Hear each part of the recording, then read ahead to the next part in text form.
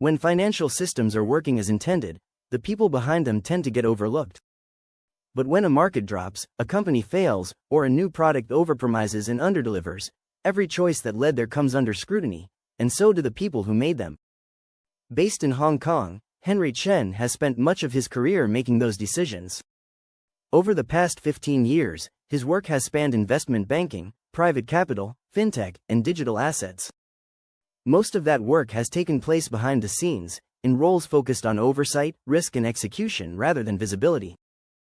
His career has progressed inside regulated environments where systems are expected to function just as well under pressure and across borders. As digital assets move into a phase defined less by speculation and more by responsibility, Henry's experience offers insight into how that transition is unfolding. Henry began his career in investment banking, working in UBS Hong Kong and later Goldman Sachs Asia.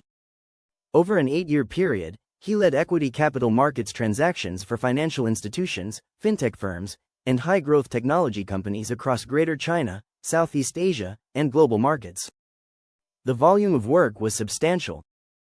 During that time, he helped raise more than $50 billion through hundreds of transactions. Issuers ranged from large state-owned and commercial banks to consumer technology companies preparing for international listings. They included PIC Group, China Merchants Bank, China Cinda Asset Management, Postal Savings Bank of China, and later companies such as Pinduoduo, IQIYI, C Limited, Lexin Fintech, Sina Weibo, Hoya, YY Inc., and Sogu. In that environment, precision was rewarded. Regulatory filings had to be exact, and deals only moved forward when every piece aligned.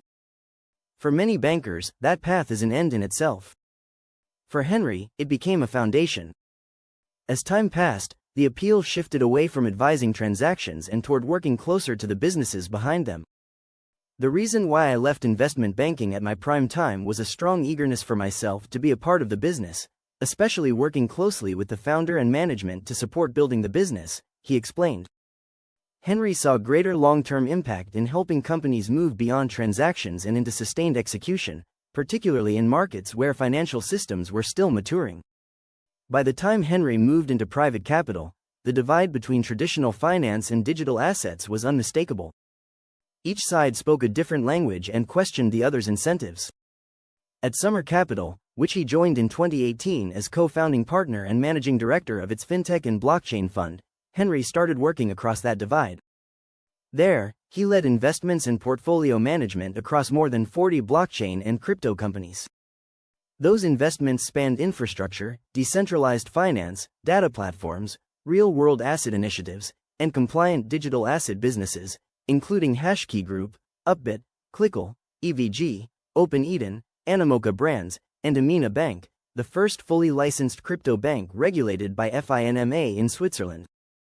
Henry devoted several years to Amina Bank as a founding shareholder, contributing at both executive and board levels while supporting its expansion into markets such as Hong Kong, Singapore, and the UAE. Capital alone was never sufficient. Many founders needed help translating innovative ideas into structures that banks, asset managers, and regulators could understand.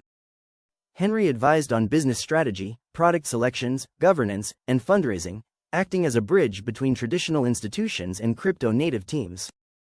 The ability to speak both languages is crucial, he said.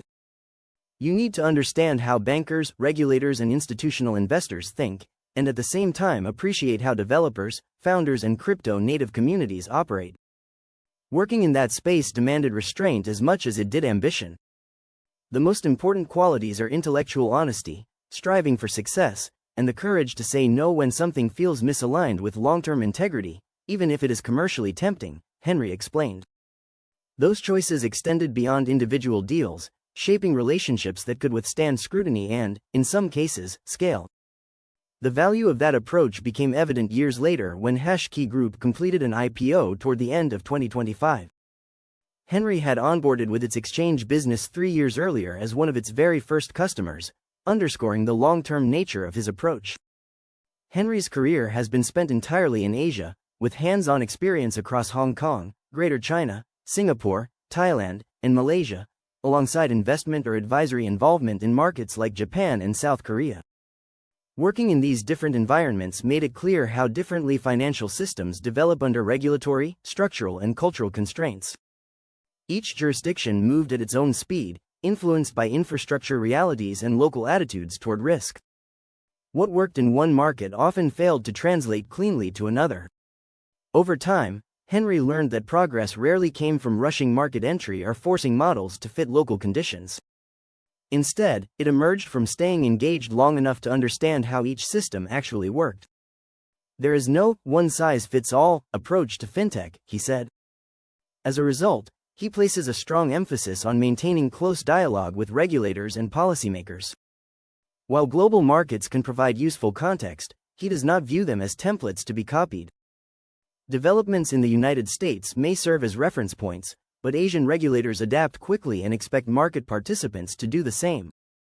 Those lessons carried into Henry Chen's most recent role at KU Holdings Group, where he served as head of capital markets and head of real-world asset business development.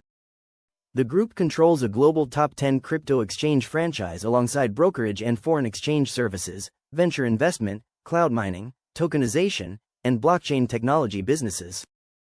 In this role, Henry oversaw strategic investment management and business development tied to regulated digital finance, with a primary focus on building and managing a global RWA pipeline.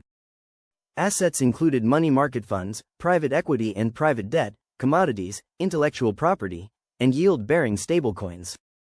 His work covered the full lifecycle of these assets, from origination and structuring to private placement and exchange listing. Between September 2024 and December 2025, Henry also built and led business development and operations teams totaling 70 people. These teams focused on franchise setup and opportunity exploration across Thailand, Hong Kong and Greater China, and the UAE. For Henry, compliance with laws and regulations is non-negotiable, forming the baseline for every decision he makes.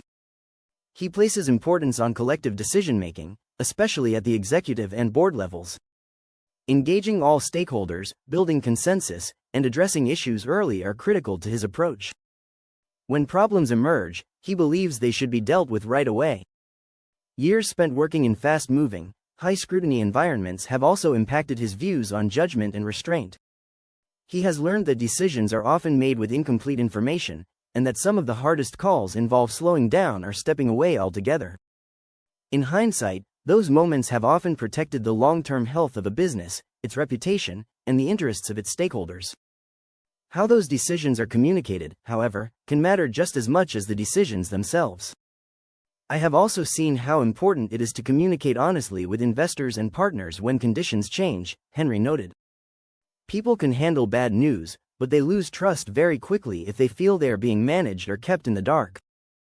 While he encourages exploration in areas where regulation has yet to fully form, he maintains that progress should never come at the expense of legal or ethical boundaries. Ongoing, constructive dialogue with regulators remains an important part of that process.